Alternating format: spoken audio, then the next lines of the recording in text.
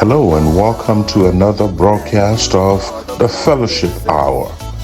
The Fellowship Hour is a production by the Christ Jubilee International Ministries, a multinational, multicultural, and non-denominational church. Please invite a friend, a family member, or neighbor to join you for this special broadcast of the Fellowship Hour.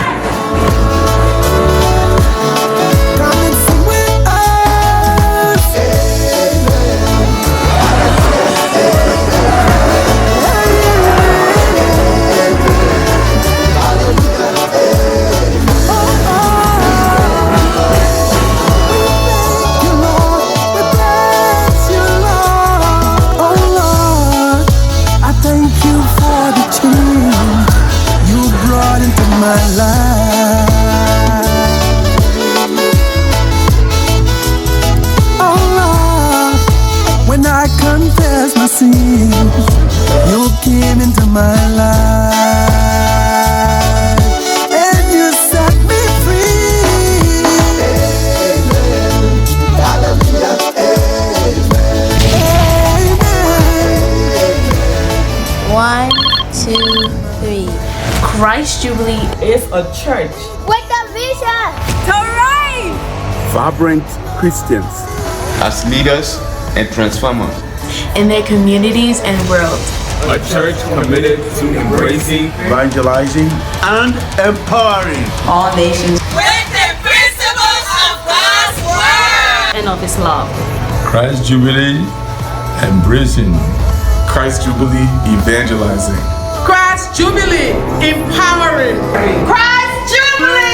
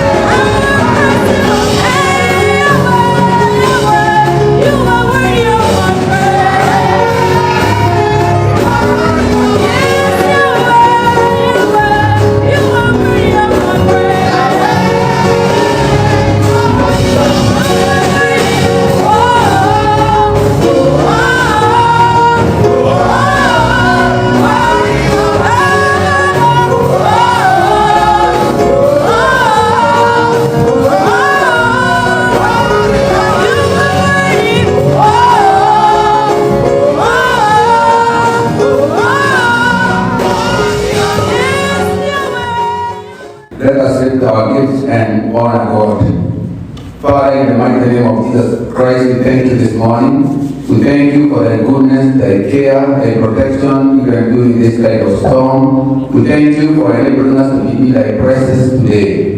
We are praying the Lord to bless the work of our hands as we bring our tithes and offerings before you in the name of Jesus. We are praying the Lord to protect us from diseases, pandemics, and every evil plan that the devil has put on our footsteps.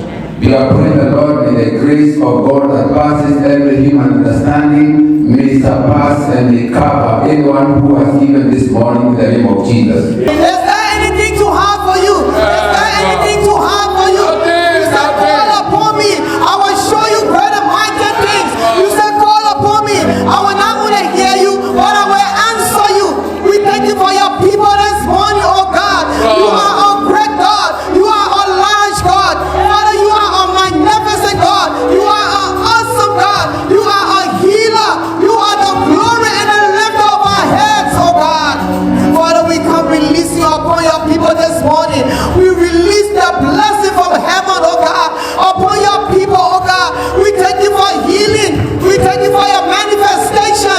We thank you for those who have come with broken heart, for mending their hearts in the name of Jesus. Father, whatever they have invested in you, in prayers, oh God, we say may the purpose for their lives come in alignment with the plans of God. We thank you this morning, Jesus, because you are faithful, you are faithful, you are righteous, you are unchangeable, you are unstoppable, oh God. Oh Jesus, nothing can stop you from carrying forth the plan of God in our lives. You have spoken to all your people. We say, oh Jesus, what the enemy meant for evil, may you begin to turn it around for your people. Turn it around for the good. Turn it around for the good, oh God. For your glory, for your honor. May they begin to see your manifestation. Let people begin to feel your presence. Know that you are God, oh God. We release your grace upon the life. We release the anointing of God upon your life. We thank you, Jesus, oh God. Because you said no weapon fashioned against your people will prosper. Father, oh God, may everyone here begin to possess the possession that you have destined for them. May you possess your possession that God has released upon you. Receive it, even by Facebook, in the sanctuary, oh God. Receive your blessing, receive your breakthrough. In the name of Jesus, in the name of Jesus, every stronghold be broken. In the name of Jesus, every stronghold be broken by the blood of Jesus. Set your people free, set your people loose, set them on fire, oh God. And we're returning to the stronghold of hope, and that's hope in you, Jesus. Because with you all things are possible, and they are possible with them that believe. Father, increase our belief, oh God. Increase our faith, oh God, to know that all things are possible with you. In Jesus' name we pray. Amen.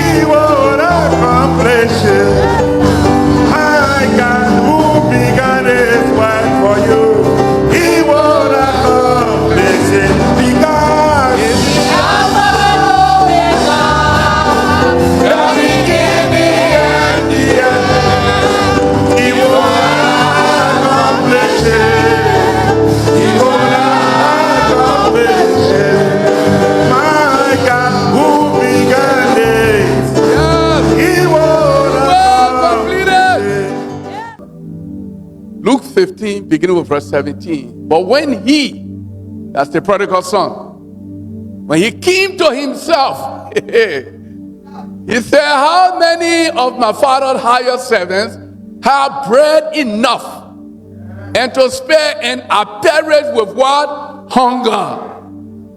I will arise and go to my who? Father. And I will say to him, Father, I've sinned against heaven and before you, and I'm no longer worthy to be called your son. Make me like one of your highest servants. And he arose and came to his father. But when he was still a far way off, his father saw him. Somebody shout and say, God has seen me.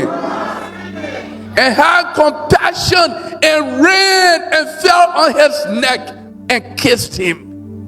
And the son said to him, Father, please, I have sinned against heaven and in your sight. I'm no longer worthy to be called your son. But the father, somebody said, but the father said to the servant, bring out the best robe. Somebody shout and say, I have the best robe.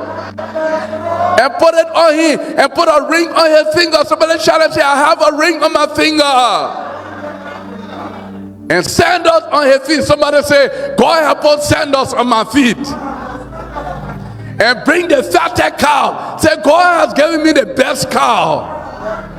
And killed it and let us eat and be what? Merry. For this my son was dead, but he is what? Alive again. He was lost, but is now what? Found. And they began to make merry. Now his older brother was in the field, and as he came and drew near to the father, he heard music and dancing.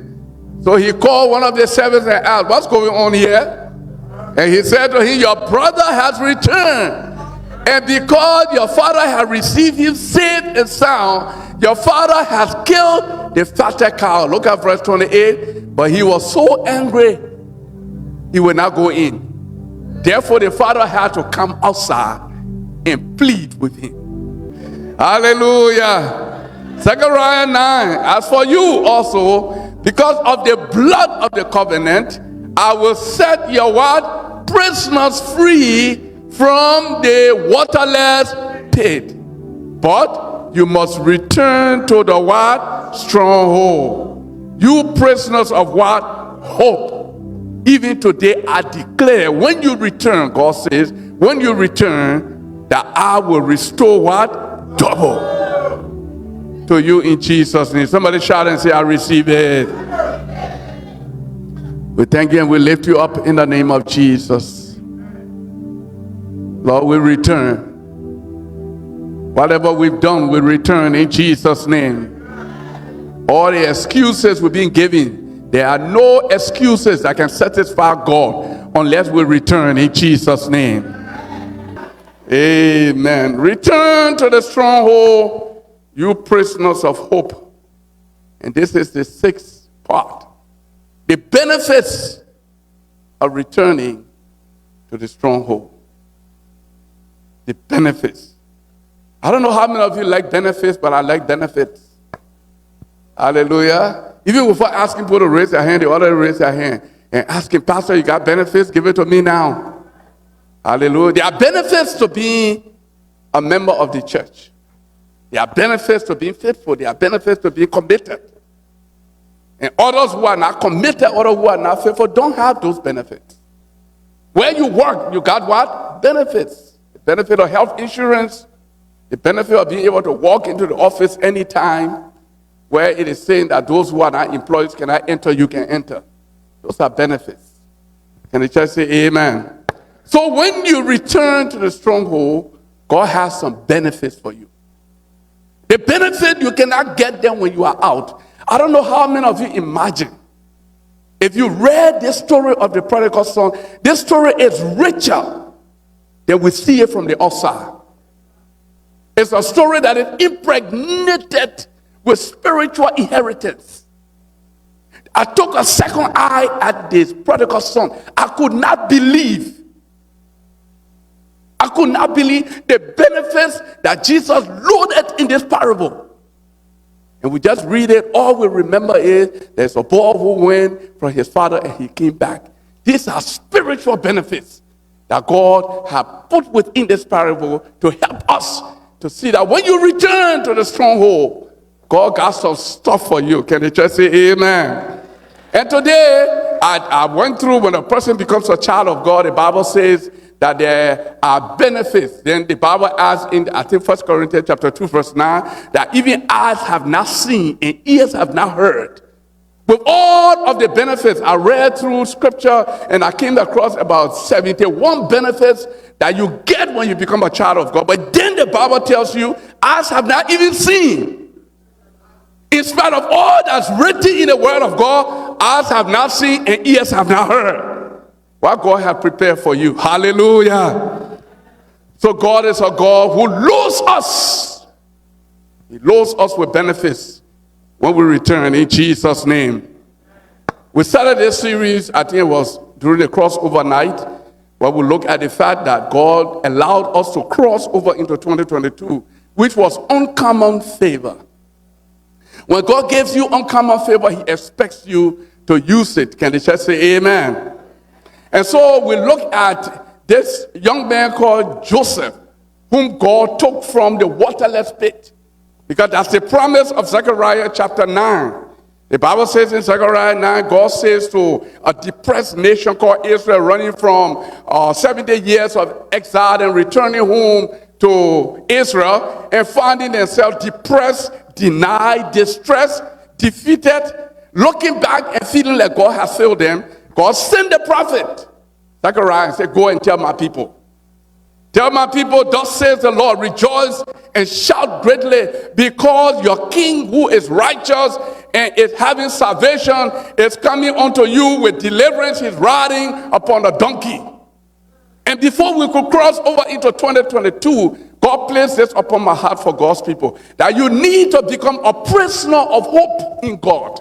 Put your trust and your confidence in the Lord. No matter what happened in 2021, what will happen in 2022, what will happen in 2023, keep your eye focused. The prodigal son returned and his father restored him. We'll look at some of the things that were given to him, some of the things that he lost, but we'll look at it in a positive form. Then we also read about Absalom, who never returned. He died in his spiritual condition, because he never came back to the Father in Jesus' name.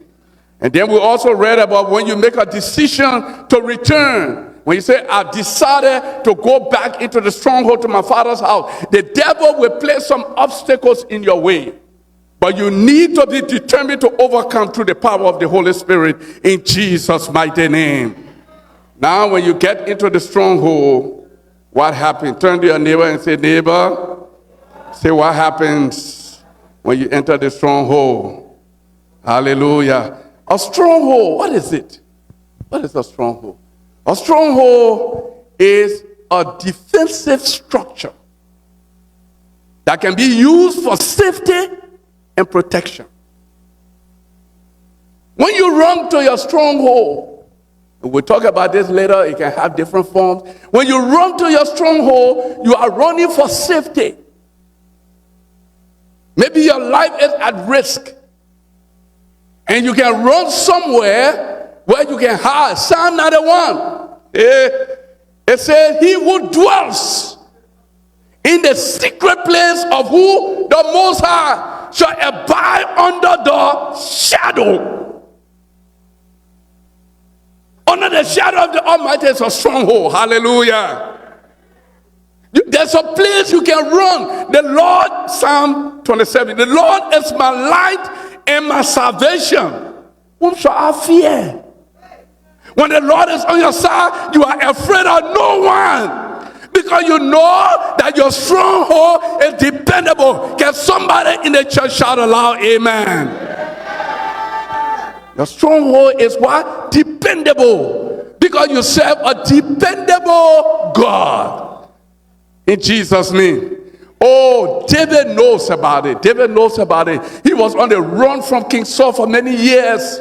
And David began to write Psalm 91, Psalm 27, Psalm 23, Psalm 51. David writes how he was abiding under the shadow of the Almighty. There was a time when Saul was looking for David, and he went into a cave. David was in the stronghold in the cave. But because David knew his stronghold, no matter what Saul did, Saul could not find David.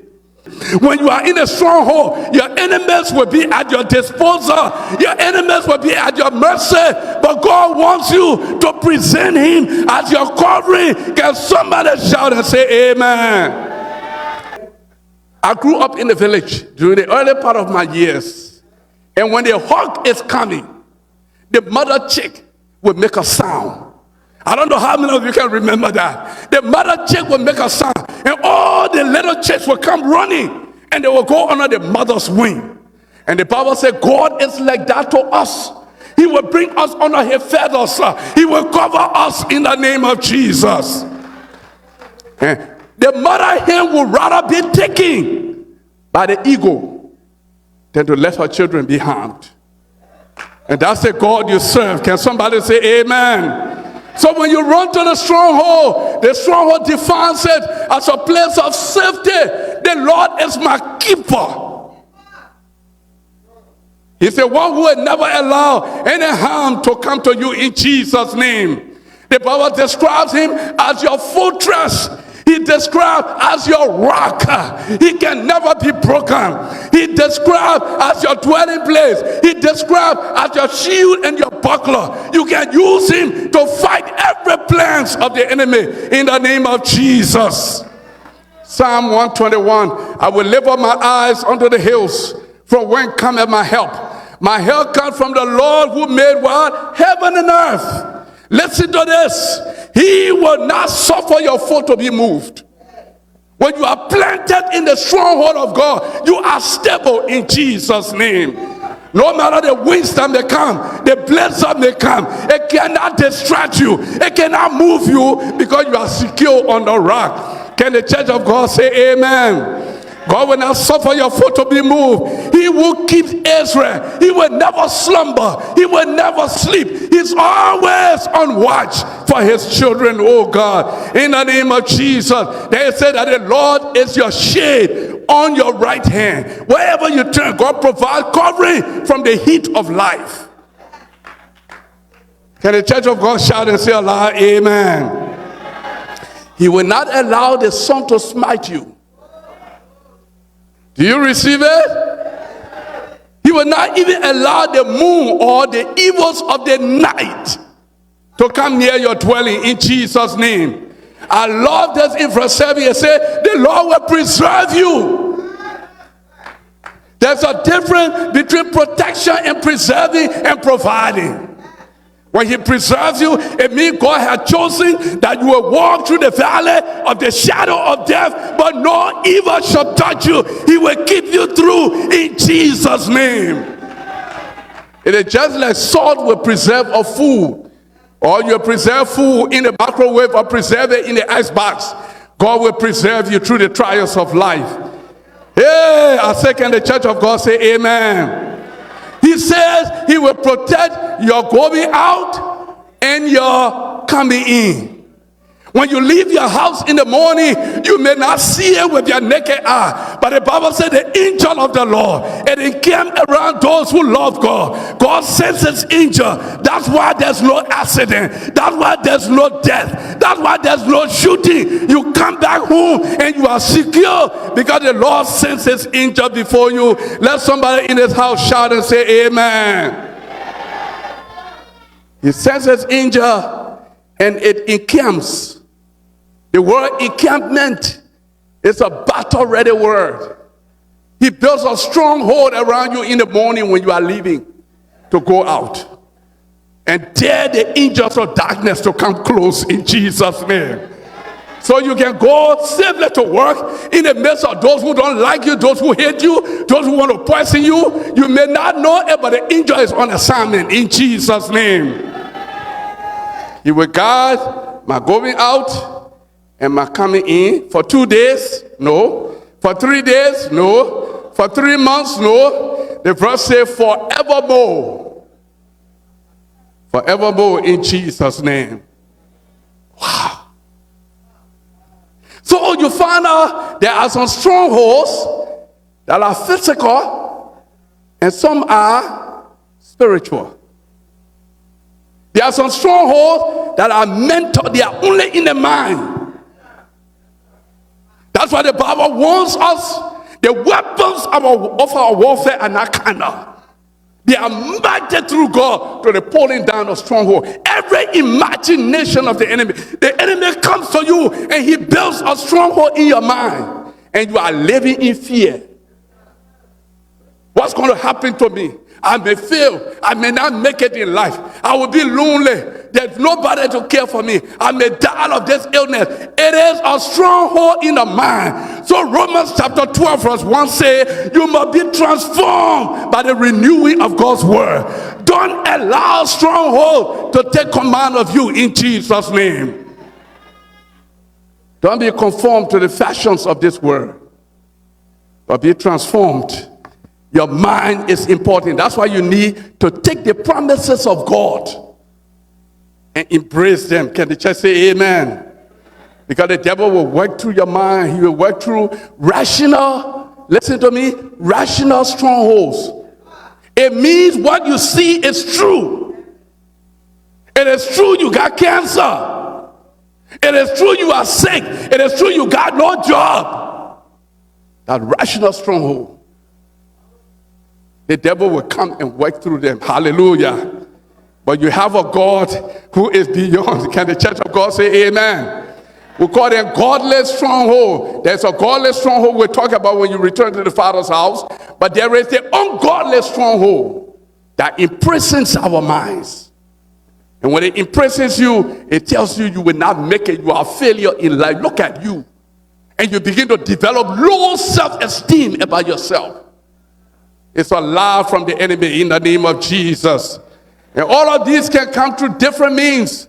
Unconfessed sin in your life. Maybe it's a generational matter. Maybe you one time in your life you dealt with spiritism, or you dealt with occultism, or you dealt with witchcraft. The devil will use all of these things. Or you are committing yourself to conspiracy theorists. The devil will use their lies to imprison you. And you need to come against it in the name of Jesus. I cannot believe rational people. I cannot believe some people that got PhD, some people who are the best experts in the world, they fall for lies that even a little child can look through. It's a stronghold in Jesus' name.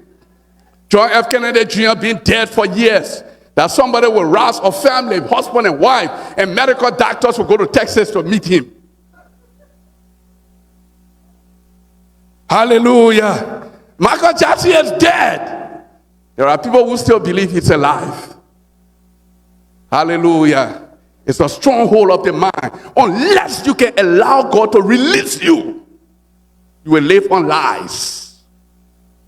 But we come against it in the name of Jesus. The devil built some stronghold in the form of unforgiveness. He hurt you. She hurt you. But you cannot let go. And the devil have built a stronghold in your mind, and the unforgiveness have graduated to resentment and bitterness and anger. And you suspect everybody that come your way thinking they are like the person who disappointed you. To the extent sometimes we even blame God. Hallelujah. But when we are suspicious and we dwell on lie, we don't ask questions. Anything they tell us, we embrace. We come against that spirit in Jesus' name. Because the devil will use it to build bitterness. Bitterness got children. When bitterness enters your life, it will begin to give birth. What does it give birth to? Resentment, hate, unforgiveness, to anger, to violence, and revenge. When he builds pride in your life, what comes out of vanity, self-righteousness, you always think everything you say is the right thing. When he built control in your life, you like to control people. You will love to manipulate so you can have the desired outcome. There will be no trust. You will worry. You will be insensitive to the needs of other people. The devil is giving birth to children in your life. You got to break it down in Jesus' name. When he built rejection in your life, my friend, you will seek addiction for cure. You will go seeking for acceptance. You will withdraw from people because the devil has made you to feel that you are rejected. You got no value. Everything he plans in your life, he has children. So don't allow him to get pregnant in your life in Jesus' name. When he plans fear, You're afraid of everything. You are perfectionist. You don't want to fail. Everything must be done to 100%. When we are only humans, in Jesus' name. You are afraid of failure and disappointment, which are a part of life. Failure and disappointment will come. But how you use them, the Bible says, God will work out everything, not some things, but everything for the good of those who love God. In Jesus' name, can the church say amen? The prodigal son is a very interesting kid. There's a kid who is at home, he has the best. I want you, maybe a 15-minute sermon, which is maybe how long we have, or 20 minutes, may not be enough to reveal the blessings and the benefits. Let's look at before he left. Before he left, the family was together. The older brother doing his share, younger brother doing his share, the father doing his share. It represents the family of God. When we all commit to do what God has called us to do, the work of God flows easily. We are part of the body of Christ. If the finger say, I will not work, how will we pick up? If the arm say, I will not work, how will we reach out and get stuff? If the leg say, I'm not going to do my part, how do we move? How do we move from point A to point B? So all of us as people, the family of God, we are vital in the church. God has a space for you, even though sometimes people may overlook you, but God got a space for you. Can somebody say amen?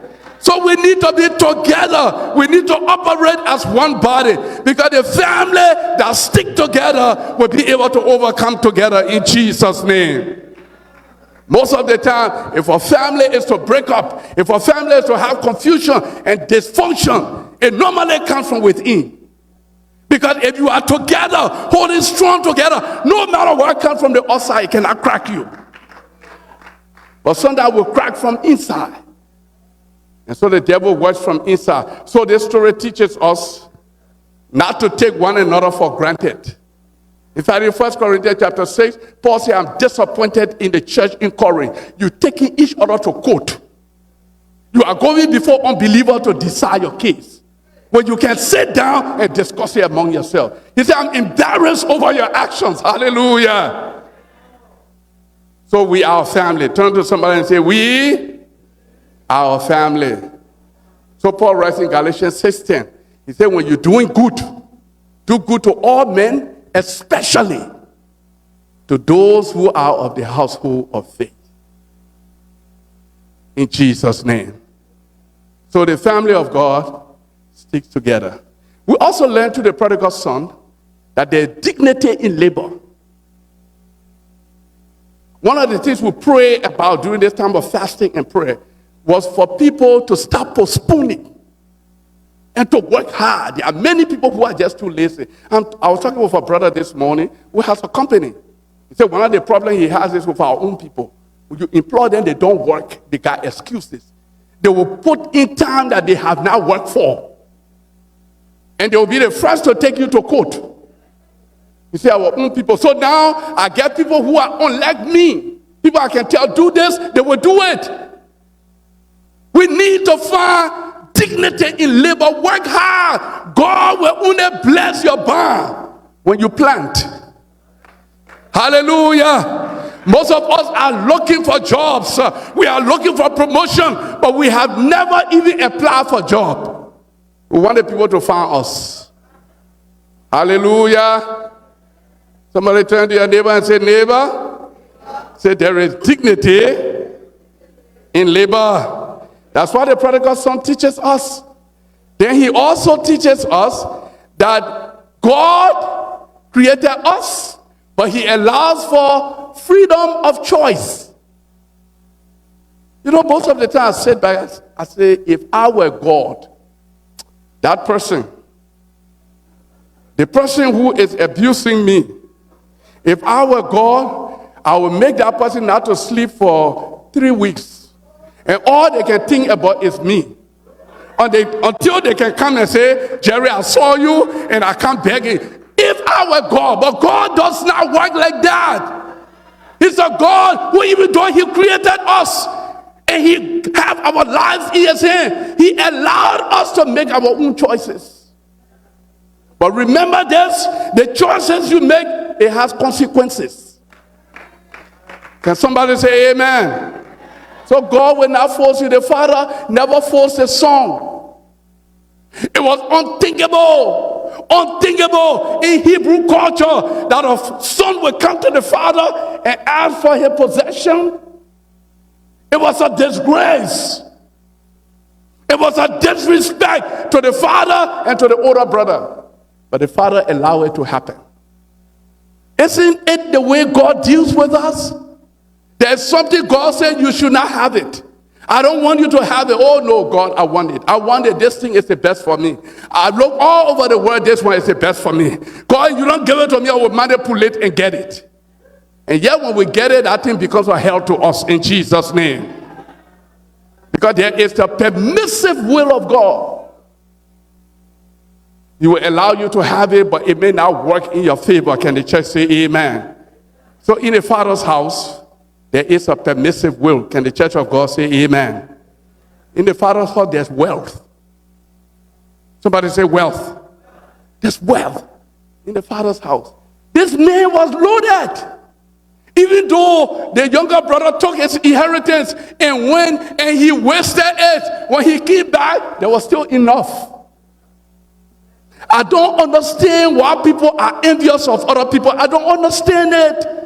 Because the same God will bless that person. He has untold riches. He can bless you too in Jesus' name. Stop being envious of other people. Because the same God who did it before, he can do it again. Can the church say amen? In fact, 1 Peter chapter 1 verse 4 says, we have been born again into an inheritance that can never perish. It can never spoil. It can never fade away. It is reserved in heaven. That's our inheritance. So the disciples came to Jesus one time and asked him, we've left everything and we have followed you. What shall we get in return? What did he say? Don't worry about that. In this life you will receive, and in the life after, you will also receive in Jesus' name. Remember too, there's discipline in the Father's house. You cannot be in the Father's house and be wayward. That's why the prodigal son said, I want to leave. Because there are certain things the father will not allow, certain things the mother will not allow in her house. I can't wait to be 16. I can't wait to be 17 or 18 to leave. Because you know there are certain things your parents will not allow. Can somebody say amen? I want my possession. I want to go. Give it to me. Let me go and enjoy myself. There is discipline in the Father's house. The Bible says, I believe it's in the book of Hebrews chapter 12, a father or a mother who does not discipline a child is a failure. Because even God himself will discipline us because he does not want us to become wayward children in Jesus' name. But in order to become wayward, you must leave the Father's house. Because there is discipline in the Father's house. Most of the time, if somebody does wrong in the church and we discipline a person, oh, they think they are perfect. That's what they say. And some of the things we're talking about, things that are erroneous, things that are heretical, things that bring shame and reproach to the church. The church takes a stand. Oh, they think that they are more perfect than other people. Hallelujah. The church needs to recognize that there is discipline in the Father's house. Can the church say amen? I love this. There is look out from the Father's house. From the time the boy left, the father kept looking. The father kept looking for him. The father kept watching. Remember in this Luke chapter 15, Jesus gave 3 parables. The first one was the lost coin. When the coin got lost, what happened? The woman went and looked for it. When the sheep got lost, what happened? The shepherd went and looked for the sheep. When the boy got lost, what happened? The father stayed home. Okay? Because there are some things you don't run after. The coin does not know what it is doing. The sheep is too dumb to know when it's making error. But there are people in their sound mind who make mistakes and expect for people to chase them. The father stood watching and praying. He will learn his lesson. He will come back home in Jesus' name. So we need to realize the father is looking out for us. Turn to your neighbor and say, neighbor. I can't hear you say, neighbor. That's why you need to return. God is looking for failures. God is waiting and looking. He's sitting from the castle, from the stronghold, and he's looking. When will my son come home? God is waiting for you. You may be watching, you may be listening, you may be in the church this morning. There is a God who's calling you, and you've gone away from him. He's waiting for you. He's doing a look out in Jesus' name. Wow. Then I realized too, that when the boy was coming, he had done all his rehearsals. When he was coming from the lookout, from the father's house, the father recognized his son. He recognized him in the distance. Listen, this boy had been degraded. The way he went out is not the way he was coming. When he went out, he was bouncing, he was healthy, he was strong. But now he's coming back, he's like this. He got no sandals on his feet. He got no coat on his back. He is dirty and sick looking. But the father could recognize him from a distance. God knows you wherever you are. Your name is before God constantly in Jesus' name. The Bible says he has written you in the palm of his hand. So every time God looks in his hand, he sees you in Jesus' name. Wow. The father recognized him from a distance. They said, oh, that's my son. I don't know how far off he was. That's my son coming after the lookout. From a distance, even when he looked like a shadow, the father recognized him. Oh, one of the greatest comfort in my life is that God knows me. He knows my name, no matter by what name you are called. No matter your birthplace, no matter the circumstances of your birth, God knows you by name in Jesus' name. All of me look at you and say, oh, look at that person. You are from an unmarried couple. You are the lowest in the family like Gideon. That's not what God sees. When God sees you, he sees his son and he sees his daughter. Hey, Church of God, can you shout and say aloud, amen? Oh, yes. Look at this. Look at this. Then what did the father do? When he saw the son, even before the son could see the father started running to the son. Let me tell you again, church, this is one of the undignified customs that will never be practiced in Jewish society. For a father to run to his son, especially a wayward son who had wasted his substance, the father came running. He came running. God is running towards somebody in Jesus' name. I said God is speeding towards somebody in Jesus' name. God is moving towards you. You don't have to move. All you gotta do is to recognize and come to yourself. And God does the rest. Hey! We have a God who runs to us. When last did you see a father running to his child except when the child was a baby? This man is an adult. Then, when he came, he had already rehearsed what he would say to the father. Oh, when I go to my father, I will tell him, and we always think we can impress God. With platitudes and with words of our prayers. Sometimes the way we pray, oh, thou, heavenly Father, the one who sits on the throne, blah, blah, blah. We are like the Pharisee. Hallelujah. But we need to be like the publican. The Bible said he could not even lift up his head. He was in a corner and said, Lord, I'm a sinner. I repent. Yes, another man lifting up his hand. Oh, you know I'm perfect. You know I gave to my church. You know I fast 3 times a week. The Bible says, who went away more justified? The publican. He came, and what did he do? He knelt down and he recited his prayer of forgiveness. Whatever you recite, whatever you memorize doesn't have impact. It's not from the heart. Hallelujah. Those of you who can remember who as old as I am, I know says Barry is one of them who were much younger. and we're ready, we see a girl that we love. You remember what we used to do? Yes, oh yeah, I think Brother Tommy knows it. We'll sit down and compose that letter. Dear Mary, this is Jerry speaking. I love you. Fish love water. Bread love air. But I love you more than anything else. That's a recital. Hallelujah. A recital does not have impact. It has no impact when you speak it from the heart.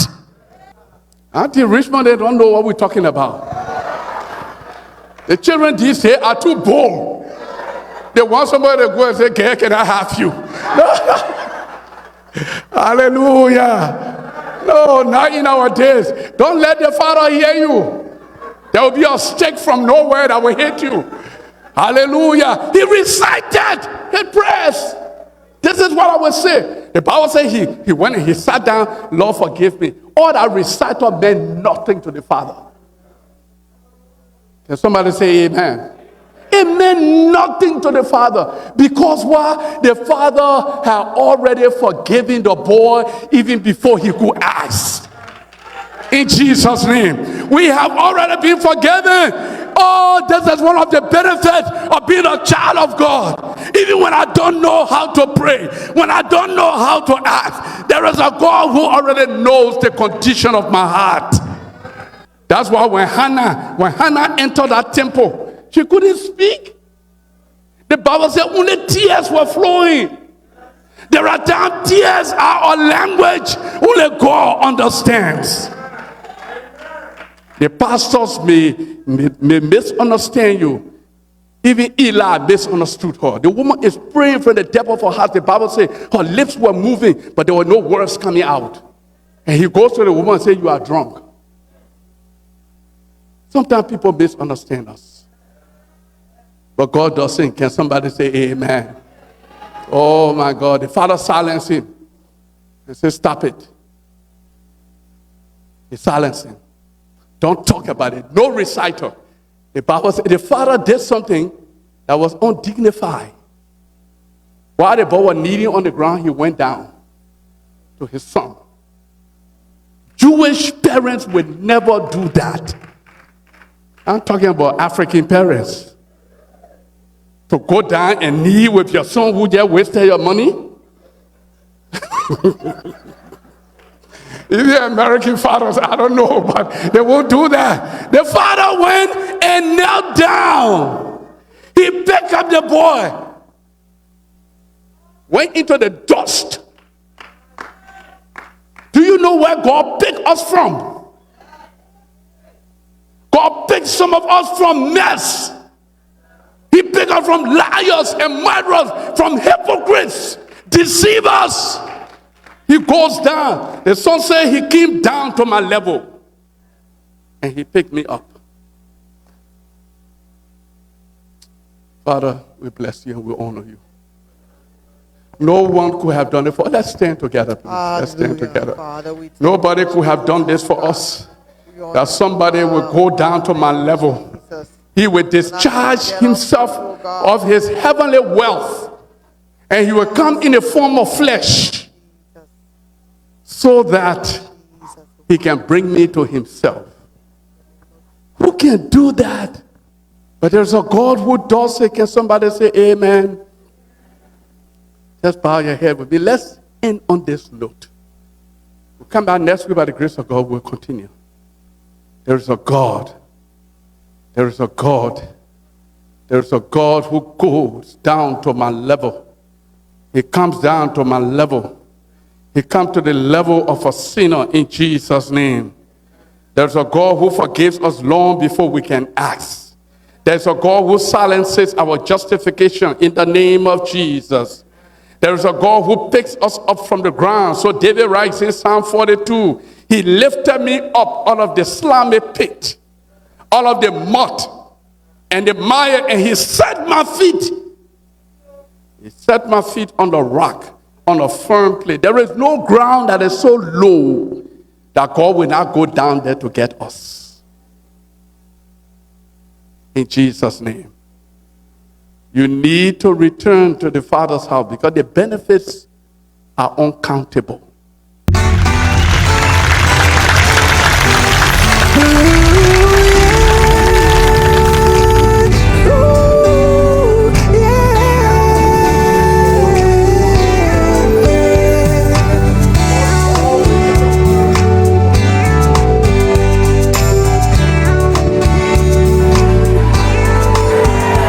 You are not illegitimate before God. But I'm old enough to know my needs. You see, I tried a lot of things, but then it never sounds so true. Thank you for watching, and may God abundantly bless you. We encourage you to watch the Fellowship Hour every week at the same time on this station. Until we meet again, God bless. Tried sophistication, but they brought no satisfaction. And I tried